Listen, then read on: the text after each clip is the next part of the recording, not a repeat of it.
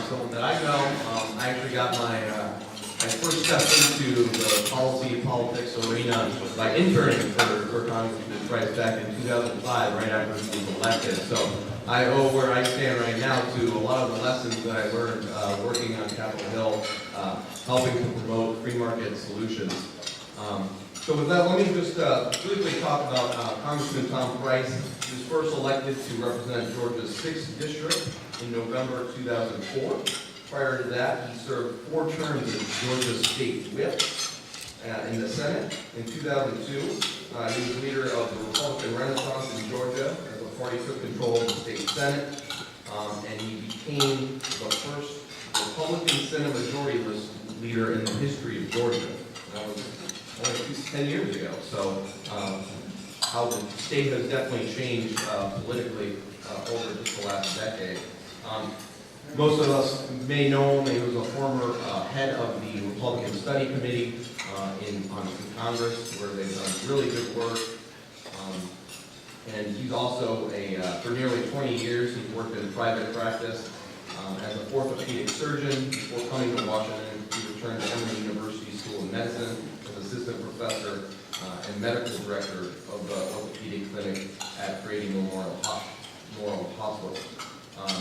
He also received his bachelor's and doctor of medicine degrees from the University of Michigan and completed his orthopedic surgery residency at Emory University. So with that, I'd like to welcome up Congressman Tom Price.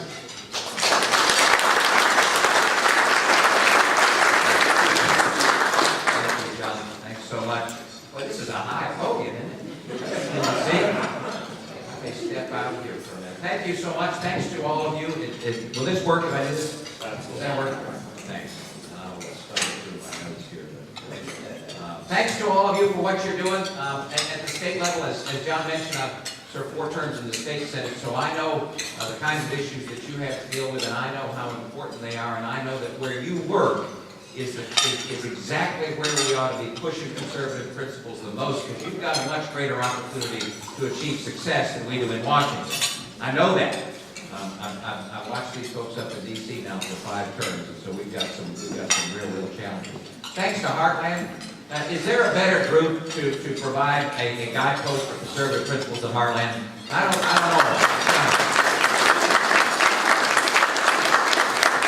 know. You can go back on that table back there and pick up any one of those pamphlets or books or guideposts for what the country ought to be doing with issues.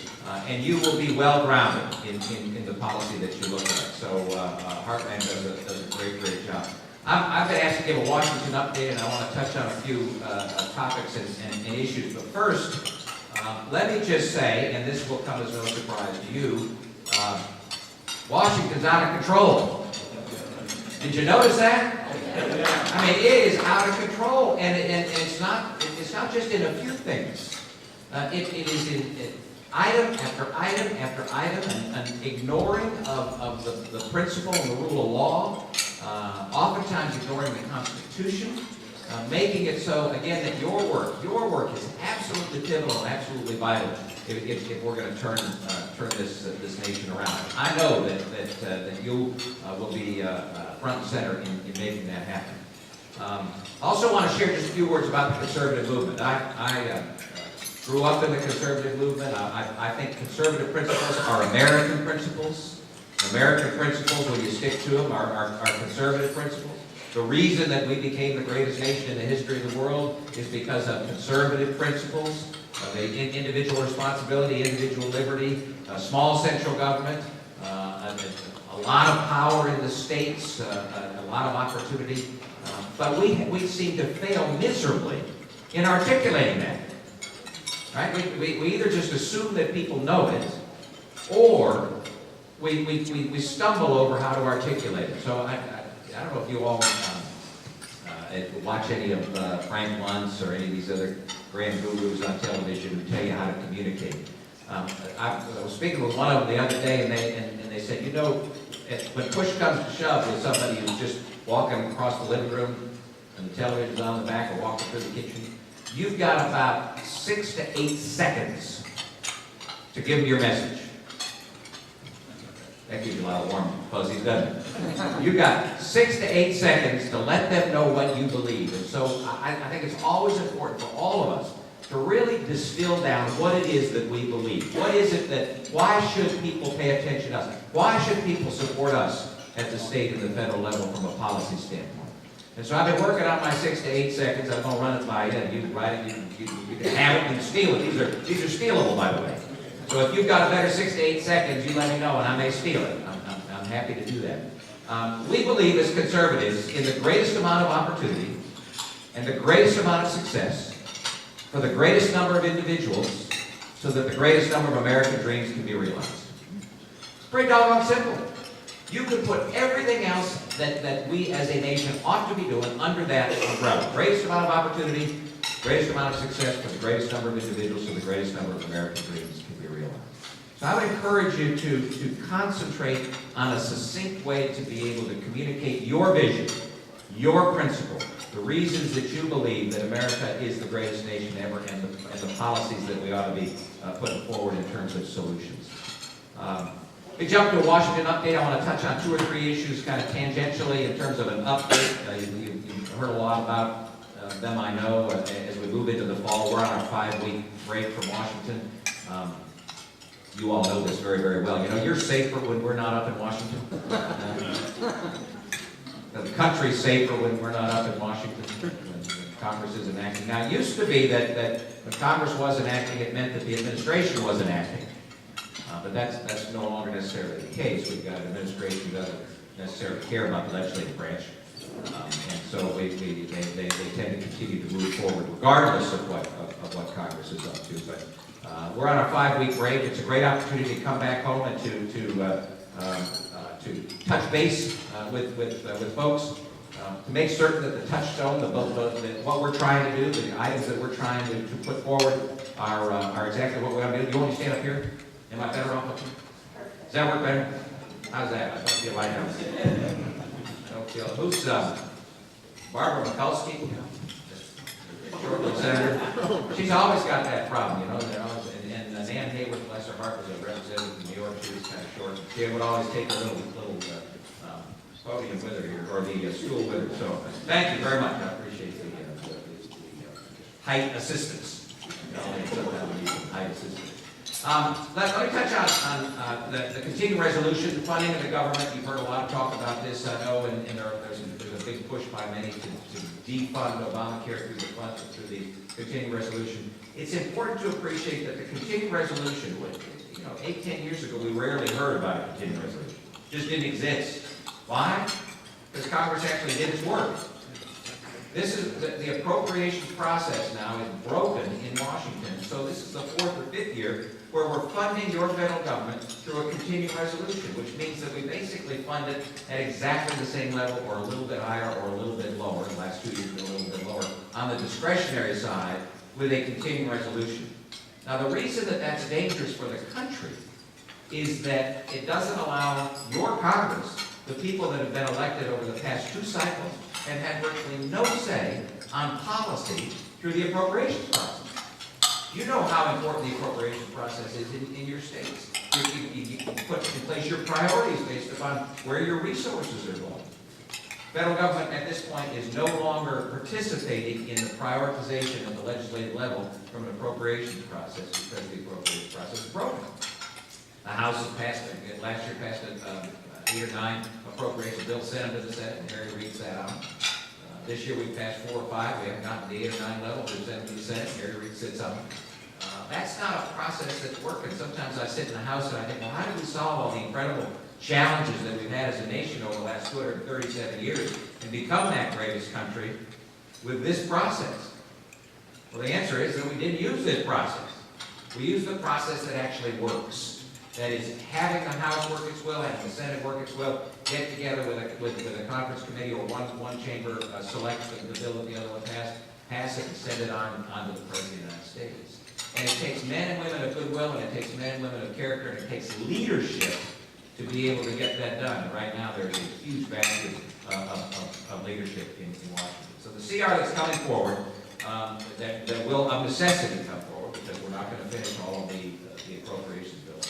I believe ought to be, in essence, a clean CR, that is to take the appropriations bills that we've passed already in the House, that have the policy changes, those that we haven't been able to pass, proceed with the continuing resolution, and include the defunding of those portions of Obamacare that we can do on the discretionary side. So, in the financial services arena, you defund the IRS agents. You say to the IRS, no, you're not going to do that. We're not going to give you any money to do that.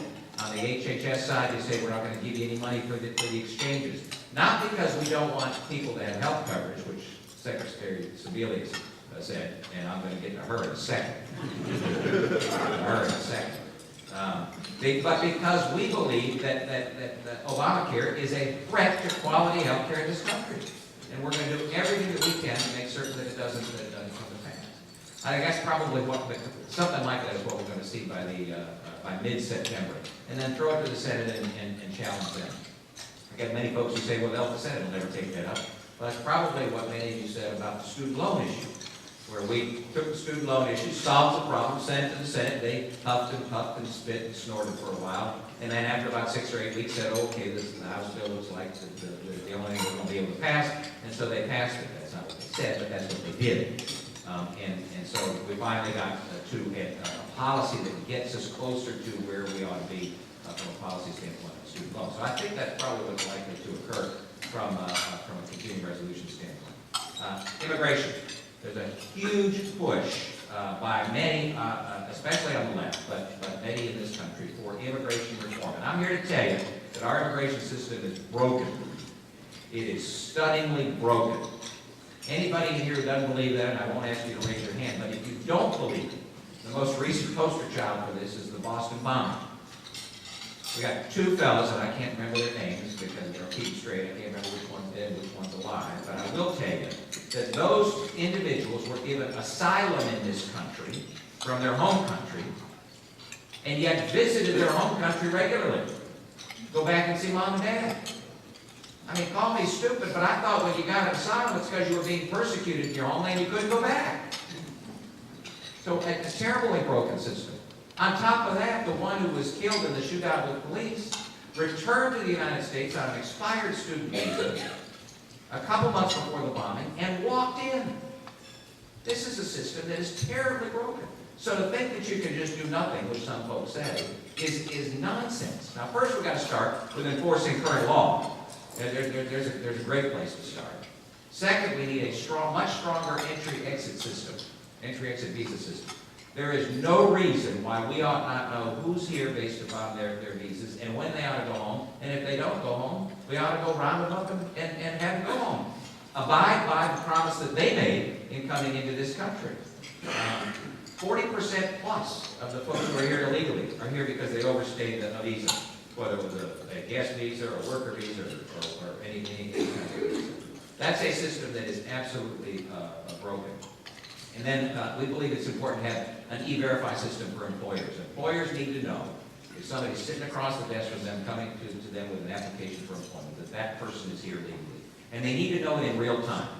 You can't ask an employer to wait 2, 3, 4, 8 weeks for the federal government to figure out whether or not this person's here legally. And technology exists now to be able to do that. There's no reason why we can't figure out how to make it so that every single employee, prospective employee, is able to be determined by their prospective employer for being here legally. So those are the kinds of things the House is going to do. The Senate bill in the House is a non-starter. Senate bill in the House is a non-starter. It's important that you know that. It goes way too far and doesn't address regaining the trust of the American people that has been so violated on this issue. Let me go specifically to 3 or 4 other issues, and then I look forward to any questions or comments that you have. And I'm happy to talk about the Atlanta Braves, by the way. A roll, 14 games in front of those nasty Nats. So I want to talk about Obamacare. I want to touch briefly on the issues of energy and land use, and then I want to address the farm bill and food stamps. We're going to fly through that. Obamacare. Secretary Sebelius. I don't know how many of you were at NCSL, and I know I didn't see the whole speech, but I will tell you that what she said is offensive to me and ought to be offensive to every single American. Because what she said is that if you don't agree with us, and you don't get in line, and you don't do what we want you to do, what we're forcing you to do, means that you don't care about people's health. As a physician, I can tell you that is abhorrent to me, and I refuse to accept it from Secretary Sebelius. This is a woman who, as you well know, if you don't, you ought to know, whose job before she got into the public sector, you know what she did? She was the executive director of the Trial Lawyers Association in the state of Kansas. That's our Secretary of Health and Human Services in this country. That's an individual who, by education, experience, and training, I can promise you, does not start with the best interest of the patient at heart. And all of those policies flow from that kind of perspective. So for her to say what she said, I think people ought to stand up and call her out on it. And I will continue to do so. This is not the kind of public discourse that we need. Do we have differences of opinion about what ought to occur in healthcare? You betcha. They want the government to be in charge. We want patients and families to be in charge. That's the difference. That's the difference. And that's what we will continue to fight for. Patient-centered healthcare, where patients and families and doctors are making medical decisions, not Washington, D.C. I oppose the Affordable Care Act. I oppose Obamacare because I believe it to be the death knell for quality healthcare in this country. Not because I oppose it on ideological reasons, which I do, but I oppose it because it is a death knell for quality healthcare in this country. And the administration is learning that. If James Hoff was going to teach you heard this letter from James Hoff, President of the Teamsters Association, wrote a letter to Nancy Pelosi and Harry Reid and said, what you have done with this law is not consistent with what you told us you were going to do. Reid, you lied to us. And he didn't say we want it changed a little bit or fixed a little bit. He said you need to repeal it. That's James Hoff, President of the Teamsters Association. That's pretty strong words. Pretty strong words. The administration itself has already, they've already repealed, or they've already delayed or postponed or given waivers for fully a third of their law. A third of it. Well, I'm here to tell you that the other two-thirds ought to get the same kind of waiver and the same kind of delay. That's what we're going to push for. Watch the day October 1st. October 1st is the pivotal date. I know why Secretary Sebelius was so mad. There's 26 states in this great union said to their requirement, their desired requirement to have them set up exchanges, no thank you. No thank you. We believe in federalism. No thank you. Yeah. Why don't you do it? You all are so brilliant. Why don't you do it? And so HHS is trying to figure out how to set up 26 different exchanges. Remember, healthcare is regulated at the state level. So that's 26 different exchanges, completely different exchanges. I don't believe they're going to be able to do it. October 1st is the day when they're supposed to be up and running, and I just don't think it's going to happen. So I think the stars may actually align, and we may get the administration asking for a one-year delay in the rest of it, which would be a wonderful, wonderful thing, and we will embrace that. I will embrace that because it's absolutely imperative that if we can keep people getting on the addiction of government medicine, it is absolutely vital as conservatives that we do so. Once that happens, it will become that much more difficult to move us in the right direction of patient-centered healthcare. Now, there are positive solutions. Some of you are familiar with the bill that we've been pushing for a number of years. H.R. 2300 is the legislation this year. It's called the Empowering Patients First Act. It gets folks covered, solves the insurance challenges of portability and pre-existing illness, which are real problems, saves hundreds of billions of dollars through ending the practice of defensive medicine, and does all of that without putting Washington in charge of raising your taxes. So there are positive solutions in healthcare and in all the other areas. And I look forward to sharing that information on healthcare with you, with anybody who might be interested in learning more. Let me quickly touch on energy and land use. For the reason that I believe it is, once again, two more examples of an affront to federalism and an affront to the 10th Amendment that the federal government is foisting upon the American people to the detriment of our nation and her citizens. Anybody here from North Dakota? Almost, South Dakota. Yeah. North Dakota, as you all well know, is going through an energy boom, an absolute energy boom. And there are a couple reasons. One is because of technology. The other is because there's not a huge portion of North Dakota where the energy findings have occurred, the fossil fuel findings have occurred through the shale oil, that is on federal land. So it's on private land, so that they can actually exploit it, they can actually utilize it, they can actually get it responsibly and environmentally sound ways out of the ground. And North Dakota is exploding. So that's an example of the federal government getting in the way of other states because of their land use plan, or their land use. These numbers will shock you. Some of you will know these. I didn't know them until, God bless him, Rob Bishop, and God bless her, Cynthia Malumas, Utah and Wyoming, in the United States House, brought them to my attention. Nearly a third of the United States landmass, 29% of the United States landmass, 29% of the United States landmass is owned by the federal government. 29%. Half of the landmass west of the Mississippi owned by the federal government. Nevada, 81% owned by the federal government. Utah, 66% owned by the federal government. Alaska, 62% owned by the federal government. Idaho, 61% owned by the federal government. Ladies and gentlemen, that ought to offend you. It ought to offend every single American. States are no longer sovereign if the United States government owns more than 50% of their landmass. It just doesn't, it's inconsistent with the whole issue of state sovereignty and federalism. And we need to make it an issue. Conservatives need to make it an issue. This is at the core of who we are as a people. States ought to have the right to self-determination about the use of their land. So from an energy standpoint, yes. From a land use standpoint, we've got to make certain that we hold the federal government to account. Farm Bill. You talk about an overreach on the part of the federal government. Over decades, an unholy alliance was fashioned decades ago among industrious folks in the agriculture community, who at a time when folks in charge in Washington felt that they couldn't pass a farm bill, an agricultural title alone, that they didn't have the votes for it in either the House or the Senate, and they married it to the food stamp issue. And that grew up over a period of time, so that it was you scratch my back, I'll scratch yours, you scratch my back, I'll scratch yours, and before you knew it, you've got more subsidies going to both sides, both of which have distorted and destroyed the kind of economic freedom and individual opportunity in both those communities. So many of us have fought for years to try to separate those two issues. We ought to have a debate in this country about what agricultural policy ought to be. We ought to have a debate in this country about what food stamp policy ought to be. But they ought not to distort each other.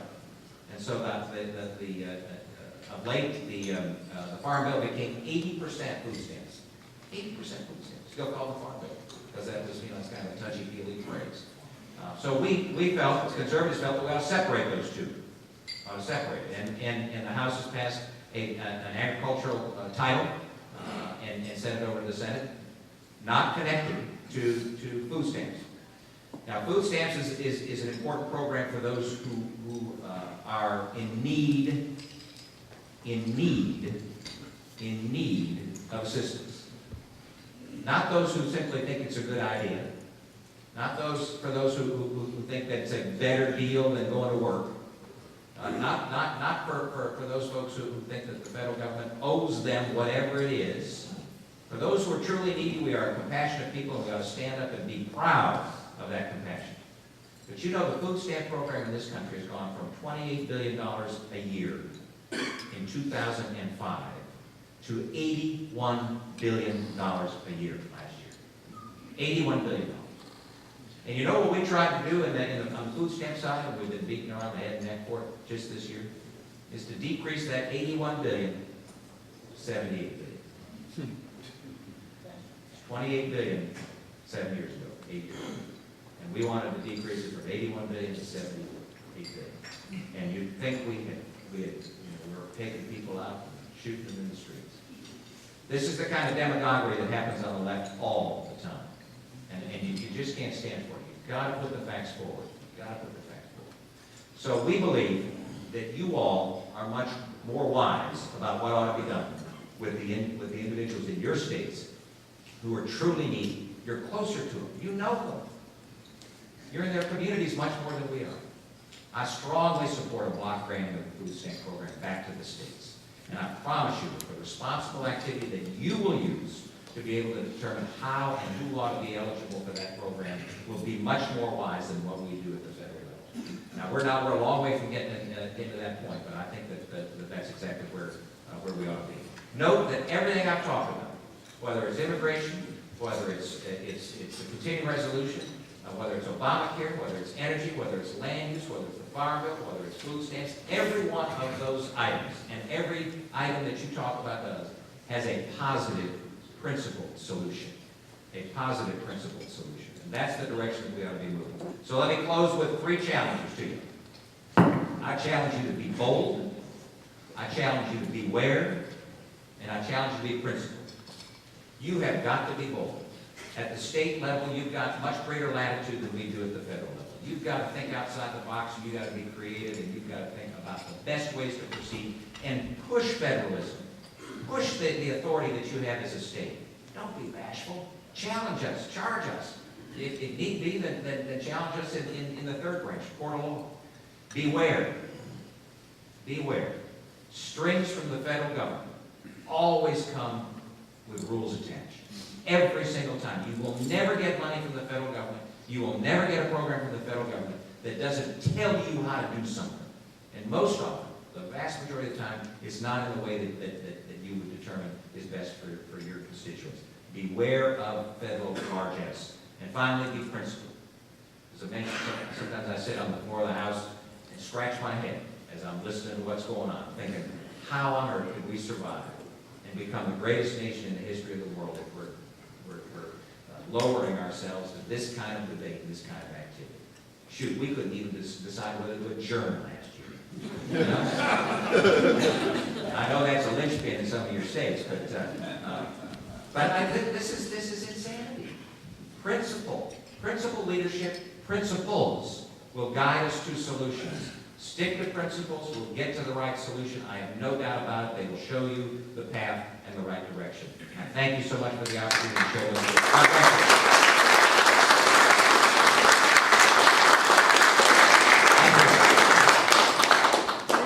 I'm happy to take a couple questions.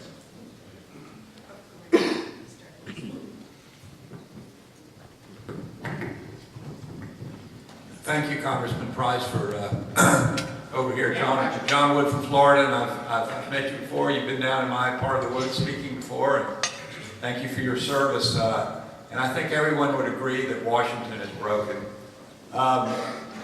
Indiana has passed some interesting legislation concerning a Article 5 convention process that would allow them to control their delegates to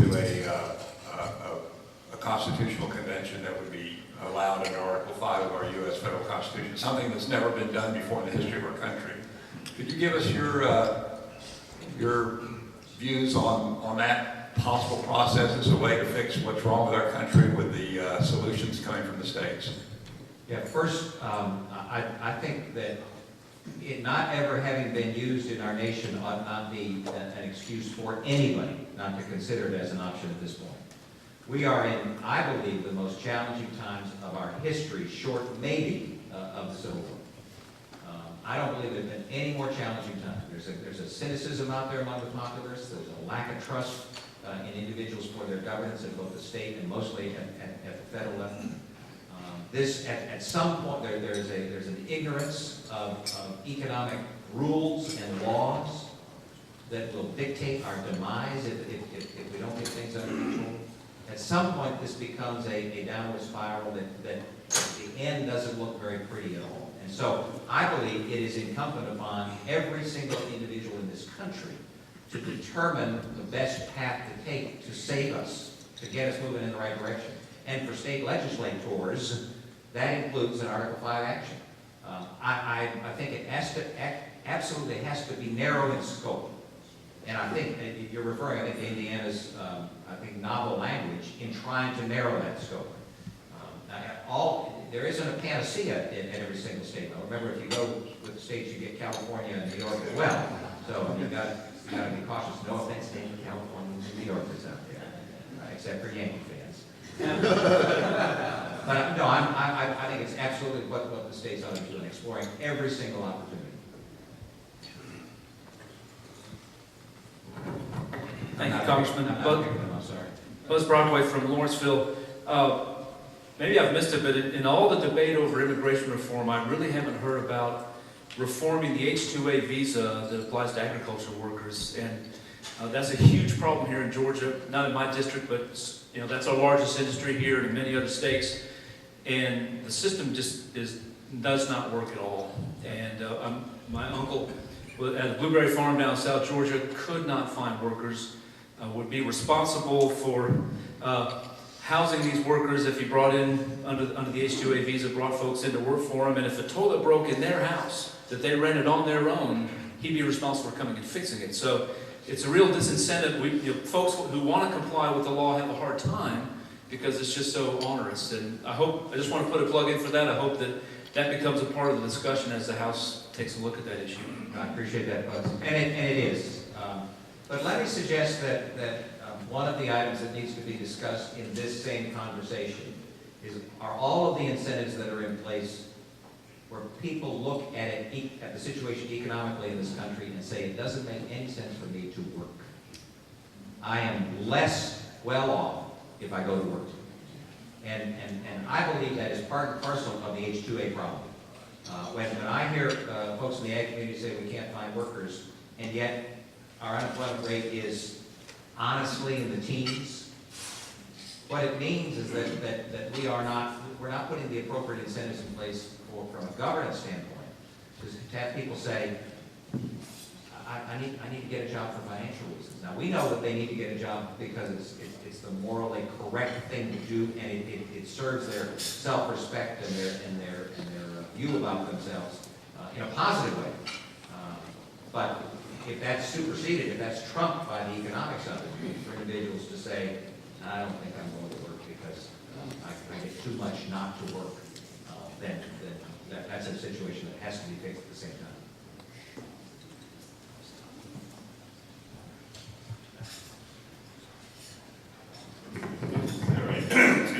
Is there a Senate bill counterpart to 2300? And if not, is there likely to be one before October so people can see there's an alternative to Obamacare? And also, what in your opinion is the likelihood that the administration would just grant waivers to the big unions and avoid that embarrassment of the conflict with them?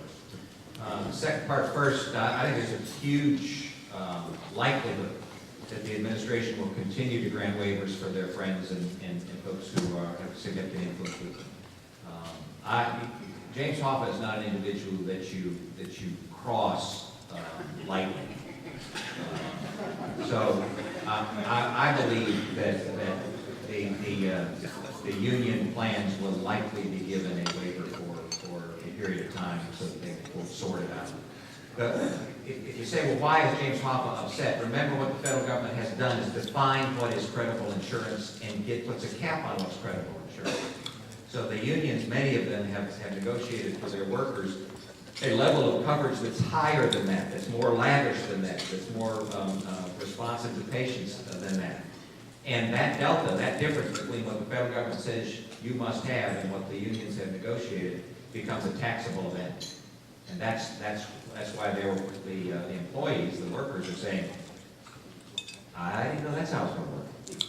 And so the leadership's just responding to the words. I think it's very likely that they will provide a waiver. Senate companion to 2300, there's not an absolute companion, but there are companion pieces of legislation for many of the components for portability, some of the pre-existing purchase across state lines, the robust pooling mechanisms that can be used.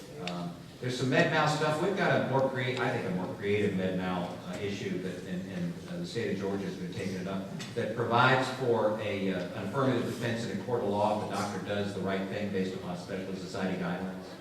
We need to change the culture of the practice of medicine, not simply cap non-economic damages. You can cap non-economic damages and it holds down malpractice rates a bit, but it doesn't do a thing for the practice of defensive medicine where it's huge waste in healthcare. It's hundreds of billions of dollars.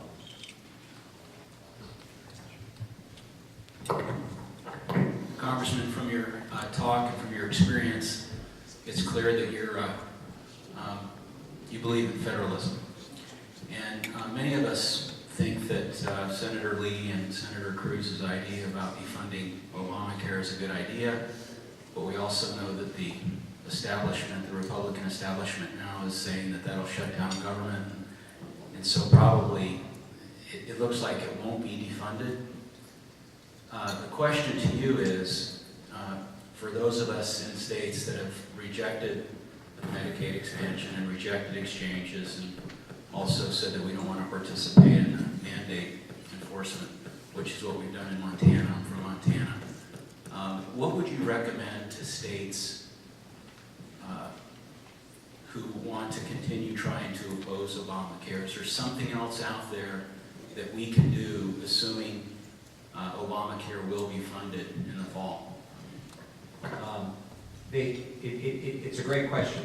And congratulations to all of you who live in states that have rejected the Medicaid expansion, not because we don't believe individuals ought not get health care and health coverage, but because we believe strongly that the health coverage that the federal government will provide will get less and less and will be a yoke around the neck of those individuals, and because the federal government is going to pull the rug out from under the states from a funding standpoint. And then your states are going to be in deep, deep trouble. Have the parameters of the exchange for Montana been put forward by HHS yet? There's some states where they have. They've shown It's in process, and they say it will be complete by the fall, but many of us don't think that's true. Well, I think that the key is to identify the parameters that the federal government puts forward for these exchanges and highlight for your colleagues and your citizens the difference between the promise and the delivery.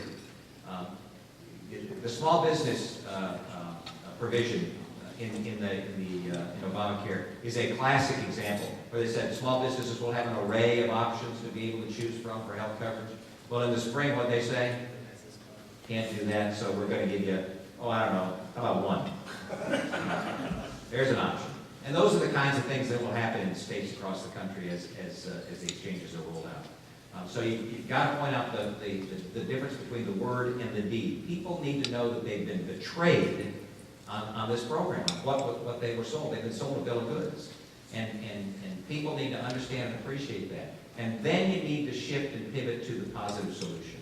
It's not enough to simply say those guys are out of their ever-loving minds and they don't have a clue about what they're doing, and leave it at that. That's where you got to get to, remember, greatest amount of opportunity for the greatest number of people, for the greatest amount of success, so that the greatest number of American dreams can be realized. Whatever your message is. You got to get positive and uplifting and optimistic, because we can save this country, but we're not going to do it by belittling it.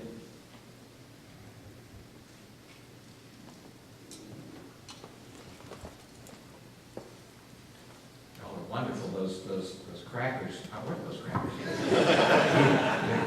Capital City does a great thing. You know how they make those? That's their signature cracker. They soak them in butter and then bake them. So, and I've tried it at home, and it works relatively well. And there's a bowl with the torture table too, right? That's an orthopedic surgeon talking, not a cardiologist. I just want to switch gears 1 second. With the NSA thing we've been seeing, real concern with sort of cross-pollination, I'll call it. U.S. intelligence information being made available to other agencies like the FEC or things like that. Just like to hear your thoughts on what I would consider foreign intelligence surveillance stuff that's being used domestically and then shared actually with other agencies. I'd like to hear your thoughts more on what the thought is in D.C. on that. Yeah, this NSA issue is a hugely important issue for our country because it gets to the core of that balance between liberty and security. As Franklin has said, an individual who trades a little bit of liberty for a little bit of security deserves neither. Those are wise words. This is a very dangerous world, and we need to do as a national government all that we can to ensure the safety of the American people, so long as it is consistent with the principle, which is the Constitution and the Bill of Rights and the amendments to the Constitution. So Fourth Amendment search and seizure, which I think has been violated by the program, is not acceptable to me. But we must separate Eric Snowden from the program. I'm here to tell you, Eric Snowden is a traitor to this nation. He took information that he could have shared with his superiors in a whistleblower fashion and gotten all of the supposed result that he wanted by bringing the program to light. And that would probably have been an honorable thing to do. What he did, however, is take that information, put it on a thumb drive, and travel to China, and then now is living in Russia, not the most friendly of individuals to freedom and liberty. He's a traitor. He needs to be treated as such and talked about as such. That doesn't justify what the NSA has done.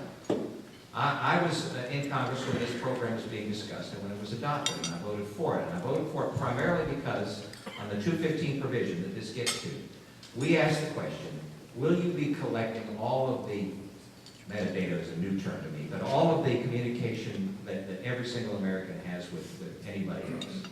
And at the time they said, we can't do it, it's technologically not possible, and even if we could, we wouldn't. So I wasn't told the truth about that program, and I'm offended by that. Now, I believe there's a solution, right? There's always a positive solution. There's a solution. And it doesn't require the federal government building acres and acres of buildings out in Utah, even though they're putting it on some of that 68%, whatever they are. The solution, I believe, is to require the communications companies, Verizon, AT&T, and T-Mobile, and whoever it is, to keep the data as long as the federal government believes it's important to keep that data. And if the federal government goes to a FISA court and says we need all of the communication from this number to anybody over this period of time, then they ought to be able to access that data. That's the way that you do this. You keep it in the private sector. I trust the private sector with that information more than I trust the federal government with that information. And you don't have to go far, IRS, to read the kind of abuse, to see the kind of abuse that this federal government and what they will do with your information. And so I believe there is a positive solution. I think the NSA has overstepped its bounds. That's not a uniform opinion within our conference on the Republican side in the House. But I think there's a positive solution. We need to move in that direction. The platitudes that the president gave to it and the about face that he gave, I think, are not helpful. And I'm hopeful that as we move forward in the fall, we'll be able to come to a revision of Section 215 that will allow for the kind of security that you and I need, but also allow for the kind of information that's available in the federal government. Question. This will be our last question. Great. Thanks. I'm Vance Dennis, Tennessee House.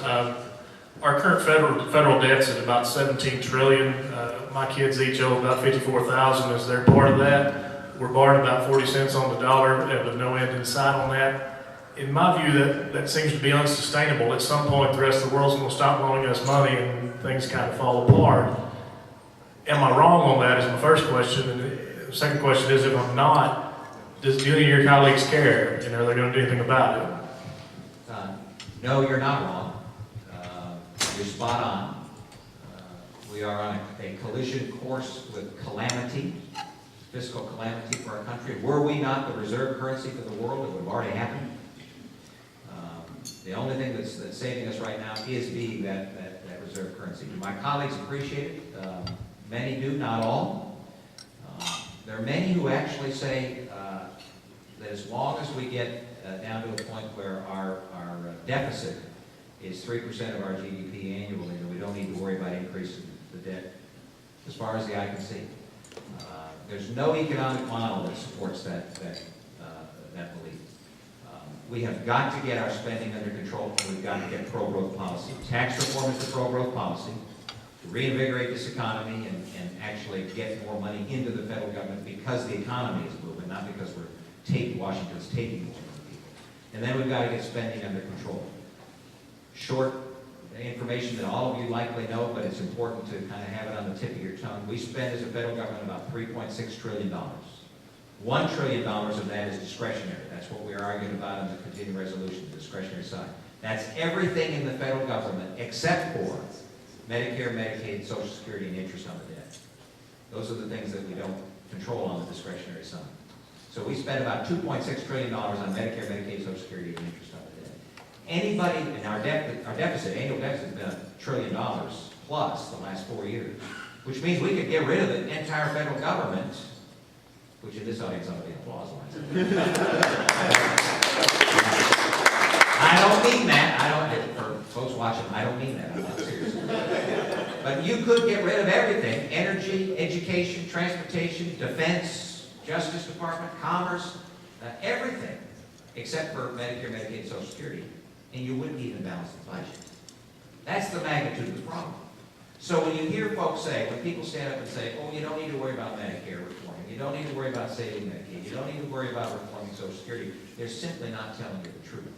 That's why we believe the debt ceiling is the vehicle to be able to begin to move in a positive direction with the entitlement reform, Medicare and Medicaid and Social Security reform. Whether or not we're going to be able to accomplish that, it takes some strong, principled individuals standing up on the other side of the aisle to say we recognize that the economics of this just won't work unless we move in a different direction. I'm at tom.house.gov, tom.house.gov. All of these folks down here know how to get in touch with me. If we can ever help you in any way, if you want us to come to your state and champion the cause of liberty and freedom and conservatism, we'd be honored to do so. Thank you so much for your attention.